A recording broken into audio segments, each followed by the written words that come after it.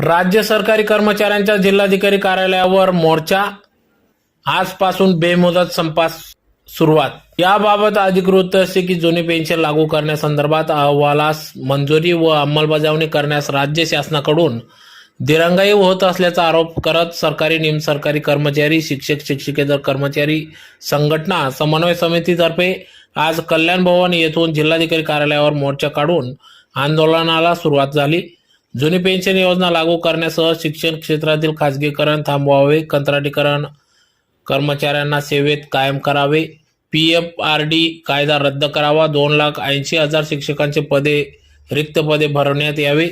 यापुढे कंत्राटीकरण भरती करू नये, चतुर्थ श्रेणी आणि चालकांची पदे पुनर्जीवित करावीत, रिक्त पदे भरावीत, 8व्या वेतन आयोगाची समिती जाहीर करावी, या प्रलंबित मागण्यांसाठी आज हे आंदोलन सुरू असून